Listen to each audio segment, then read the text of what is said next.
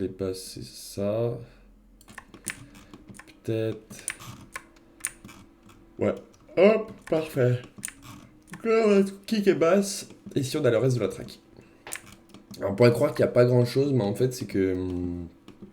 il y a beaucoup de patterns, en fait, dans les...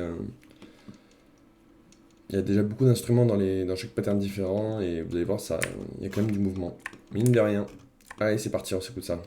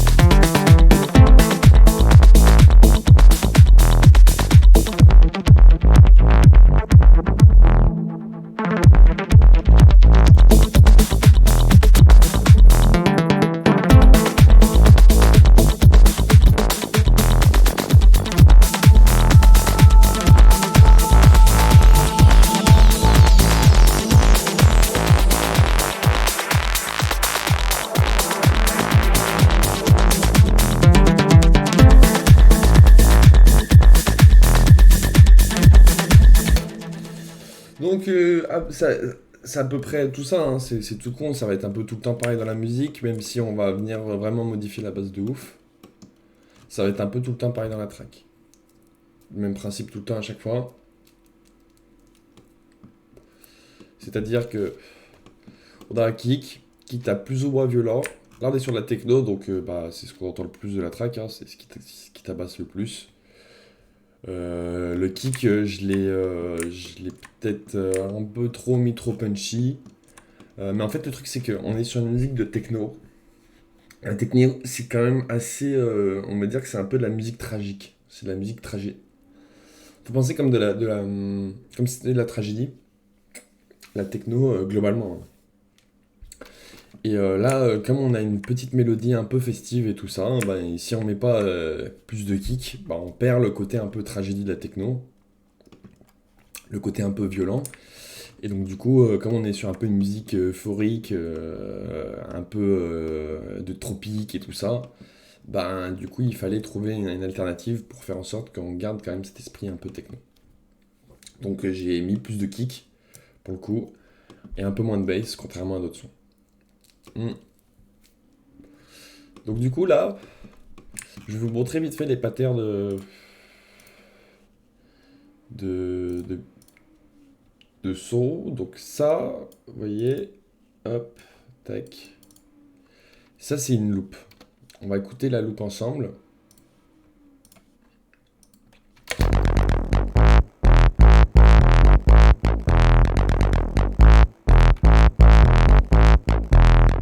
Donc là, vous voyez qu'il y a une grosse sub qui joue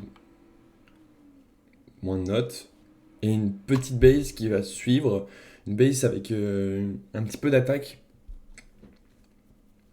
qui va venir mettre une couche en plus en fait à la sub et être un peu plus technique pour qu'il y ait une variation dans la bass. Donc là, par exemple, on va écouter la sub. Alors attendez. Hop, je vais du coup repasser de l'autre côté. Hop. Voilà. Voilà, donc ça c'est la sub.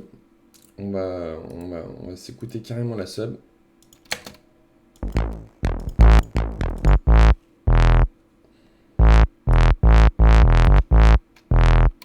Donc vous voyez que en fait, si j'enlève, donc je vais vous montrer comment j'ai fait la sub. Tous les instruments là, c'est moi qui les ai fabriqués. Donc comme vous, c'est pas compliqué de fabriquer des bonnes basses et tout ça.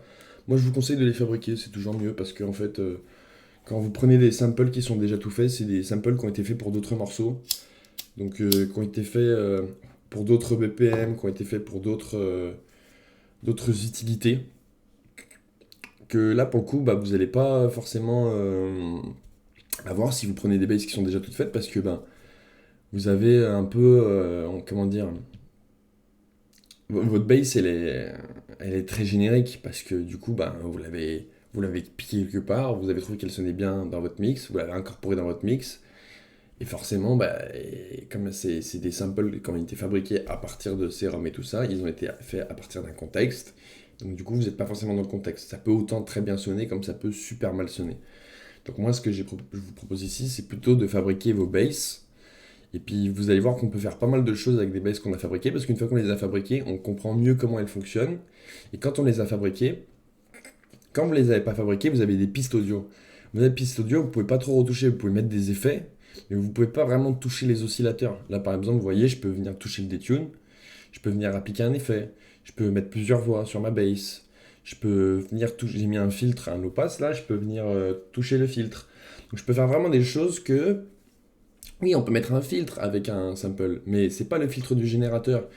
Donc c'est-à-dire que si votre bass n'a pas beaucoup d'aigus, bah, si vous mettez en plus un filtre par-dessus, en fait ça va plus faire une bass molle qu'autre chose. Donc le but là, pour le coup, c'est plus de faire une bass, on va dire, un peu riche en harmonie.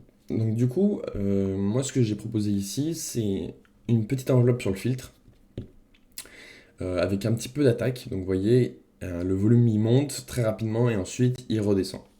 Enfin le volume. Le filtre, donc ici on est dans les graves, on monte de plus en plus dans les aigus et ensuite hop on redescend dans les graves. Donc si vous voyez ici, ça va monter à chaque fois, c'est l'enveloppe du filtre. Regardez bien, on entend une attaque.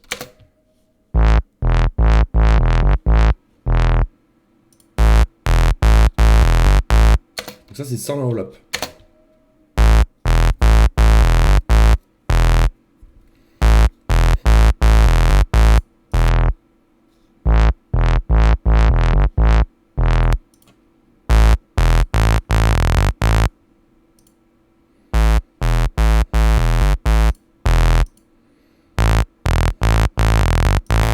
Alors j'ai pris une espèce de waveform carré parce que les waveforms carrées elles sont plutôt riches en harmonie. Elles ont une espèce de résonance qui est assez agréable à écouter, enfin qui fait un peu industriel. Par contre, elle manque en basse un petit peu, donc du coup, moi ce que j'ai fait, c'est que j'ai rajouté une espèce de sautoutte. C'est pas vraiment une sautoutte, mais une espèce de sautoutte un peu, euh, qui a plus de basse du coup, et qui va s'additionner du coup à la waveform carrée. Ce qui nous fait ce son qui à la fois a beaucoup d'harmonie, cette basse qui a beaucoup d'harmonie, mais qu'en même temps, qui a quand même des lows quoi. Donc si on écoute bien, on entend vraiment bien ça.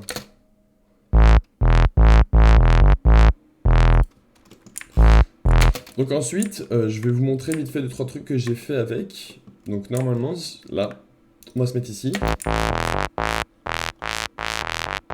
Donc là, vous voyez, en fait, j'ai un pattern déjà. Et ce qui est intéressant, c'est que quand vous faites des gros patterns, vous pouvez vous amuser. En fait, mettre qu'une petite partie de du pattern. Et par exemple, quand vous arrivez sur un drop, bah, vous clonez plusieurs fois la petite partie du pattern pour, en fait, le fait que vous mettez moins de mélodie enfin, le fait que la loop va être de moins en moins longue fait que comme si ça va maintenir un petit peu un espèce de suspense. Regardez, on écoute bien là, vous allez voir ici, du coup, il y a tout un pattern de sub et ici, je mets juste un petit pattern de sub. Donc c'est le même qu'ici que j'ai pris qu'une petite partie et que j'ai mis plusieurs fois d'affilée pour que ça fasse un maintien pour qu'ensuite ça reparte sur la mélo. On s'écoute tout ça.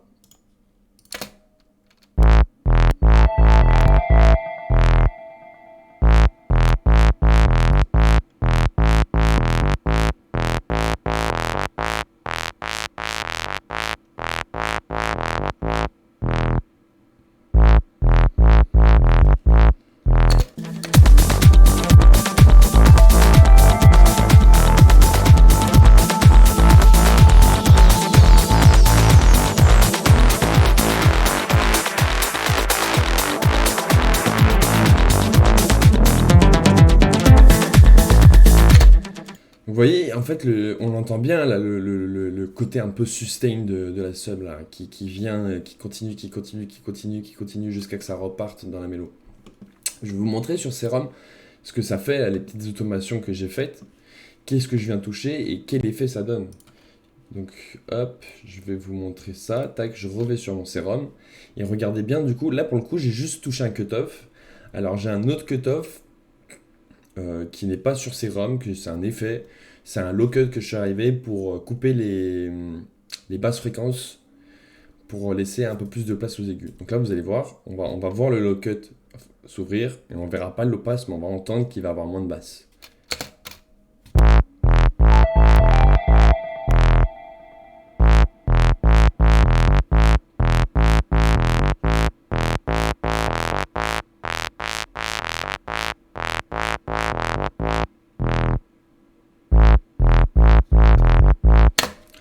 C'est aussi simple que ça, hein. C'est pas très compliqué. Bon, après, il faut juste trouver les bonnes fréquences. Faut pas le faire comme un abruti quand vous utilisez le cutoff, parce qu'en général, bah, faut être plutôt pixel. Mais sinon, c'est pas très compliqué. Donc là, mon automation, ça doit être celle-ci.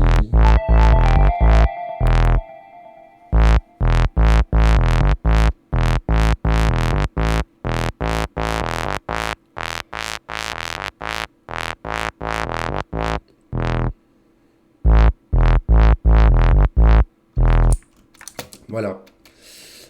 Ensuite, on va passer à la bass. Donc la bass, c'est le même principe, hein.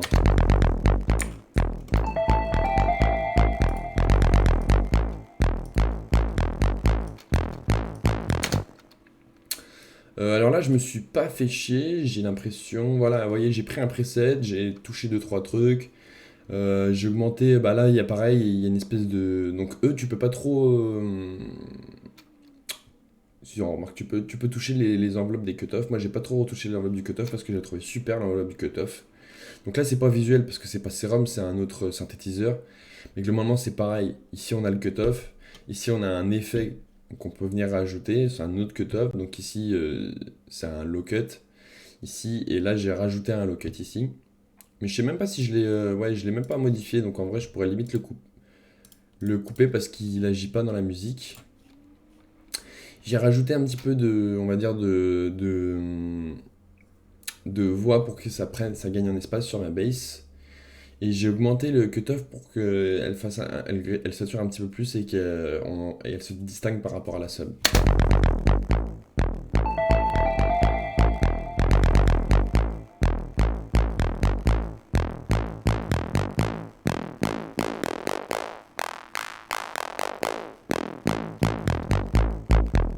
Donc là c'est pareil, le low cut il s'ouvre, enfin le low pass il s'ouvre, mais derrière j'ai mis un effet low cut qui s'ouvre aussi. Euh, qu'on peut voir du coup ici là. Vous voyez qu'ici il y a le low cut qui vient s'ouvrir et qui ensuite diminue. Et ça c'est le low pass qu'on a vu sur le synthétiseur. Voilà, donc globalement c'est ça pendant tout le lot, hein. Vous allez voir.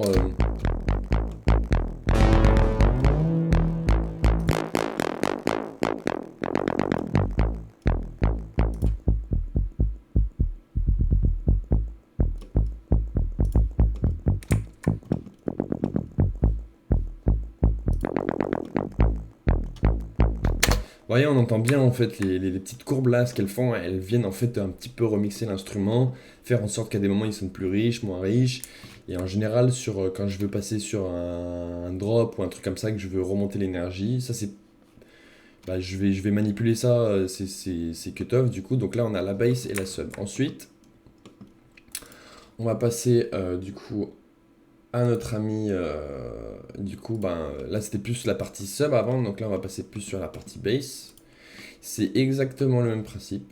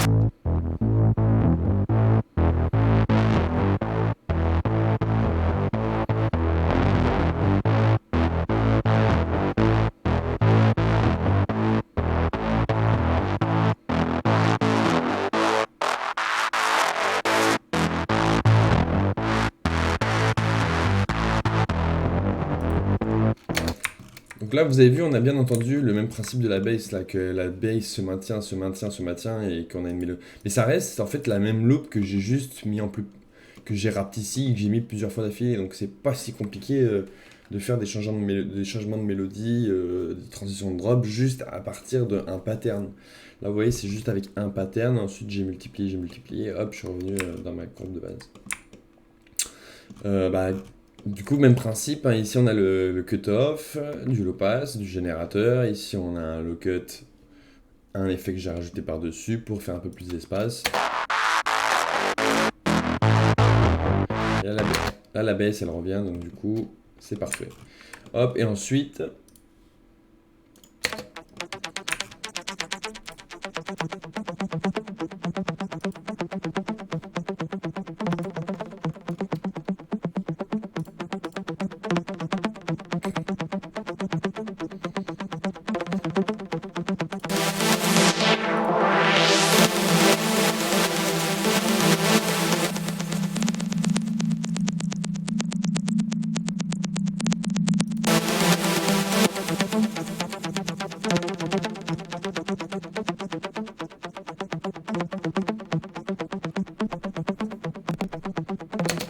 Donc là, vous voyez, c'est un pad, carrément. Donc là, comment j'ai fait cette bass, c'est que c'est un pad. Donc aussi simple, on peut pas faire plus simple que ça.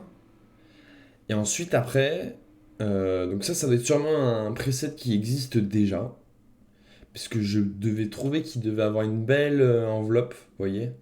Parce qu'en fait, il a une enveloppe qui est très agressive, c'est-à-dire que ça clique, c'est une enveloppe qui clique. Donc c'est-à-dire que c'est un pad qui au début a énormément de sustain et auquel on est venu rajouter une enveloppe limite de kick en fait. Donc du coup, ça se transforme en un pad pluck un peu si vous voyez. D'ailleurs, vous voyez en haut, c'est un pluck.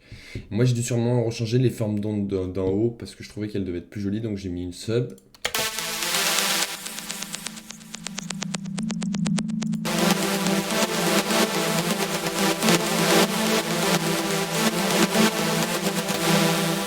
Vous voyez, ça c'est des. En fait, si vous voulez, là pour le coup, je suis allé voir un preset où j'aimais déjà un petit peu le preset comme il était fait et je suis venu remodifier certaines choses dans le preset. Voilà. Donc du coup, ben, on est pas mal. Et du coup, bah, même principe, hein, toute une mélo, on a des filtres qui viennent agir. Donc là, vous voyez qu'à des moments, je m'amuse vraiment avec celui-ci, parce que regardez, par exemple ici, là, le low cut monte vraiment très haut. Enfin, le low cut, ouais, ici. Et le low pass monte vraiment très haut, et en plus, j'ai mis un autre low pass qui, lui, fait l'effet inverse. Donc vous allez voir, le générateur va se transformer de plus en plus en pad, mais pourtant, on va perdre en aigu.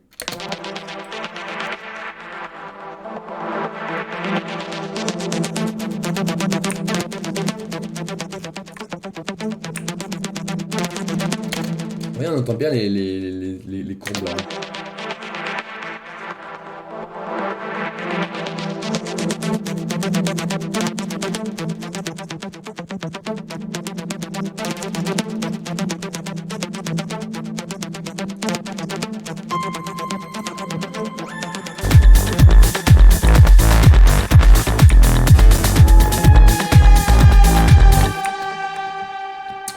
Donc, bah en fait, on va finir sur le kick et puis ça sera pas plus compliqué que ça. Bon, après, c'est vrai que on pourrait croire que c'est pas trop compliqué, mais ça reste que ça prend beaucoup de temps parce que c'est toute une histoire en fait. Là, c'est du mixage, donc à la fois ça permet de faire en sorte que les instruments sonnent mieux, mais aussi ça permet aussi de raconter une histoire à travers le mixage. Donc là, par exemple, on monte toujours, si vous voulez, on monte toujours crescendo dans la musique. Au début, on commence tous les filtres sont au minimum, donc du coup, le son est un peu étouffé. Et plus on va dans les drops, et plus les filtres sont agressifs. Par exemple, ici.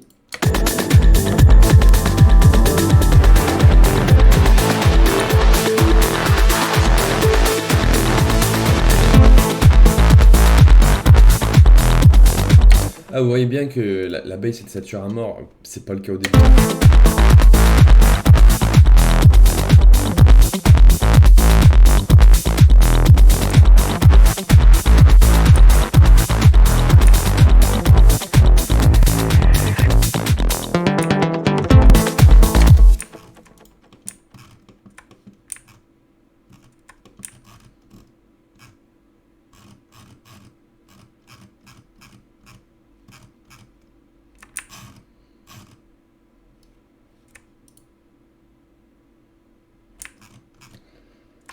Euh, Ok. Heureusement que j'ai fini la track parce que je me rends compte qu'il y a plein de samples que j'avais qui ont disparu. Ils ont disparu ou-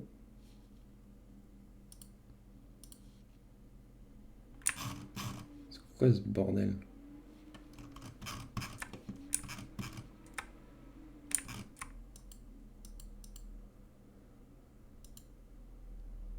Bon, ok. Donc ils ont dû être supprimés du coup mes samples. C'est pas grave, j'ai fini la track. Pour le coup, je m'en bats un peu les couilles. Mais voilà. Vous avez tout le topo du coup de comment faire des basses sur une track. Comment faire des basses qui vont bien avec le... Alors oui, pardon, on avait dit qu'il fallait qu'on fasse le kick. Je fais juste le kick. Kick, c'est très simple, hein. J'ai un effet qui... donc j'ai en fait mis un effet où je mets énormément de punch. Et ensuite, j'ai juste mis un low cut. Voilà. Donc, et le kick, du coup, bah, va changer de mélo et tout. On va voir, c'est un peu pareil que les autres instruments.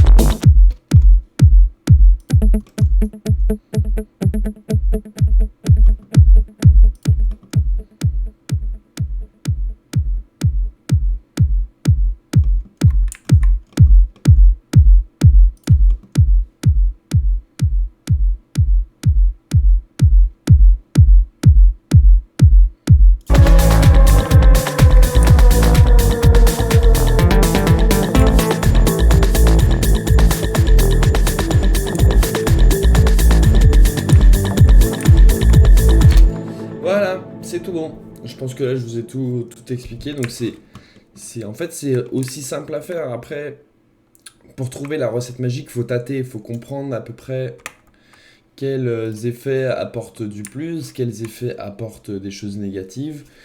C'est des outils que je vous montre. Ça veut pas dire que forcément, si vous les utilisez, ça rend bien. Ça dépend comment on les utilise. Moi, je trouve que pour le coup, je le fais comme je le fais sur tous les instruments et que mes instruments ils sont un peu connectés entre eux par des sidechains. Parce que ça, c'est le dernier truc que je vous ai pas trop montré, c'est la partie des sidechains. J'ai des sidechains sur mes kicks et mes basses, mais j'ai aussi des sidechains sur mes basses parce que, comme je vous ai montré tout à l'heure, il y a des basses qui jouent plus de notes que certaines.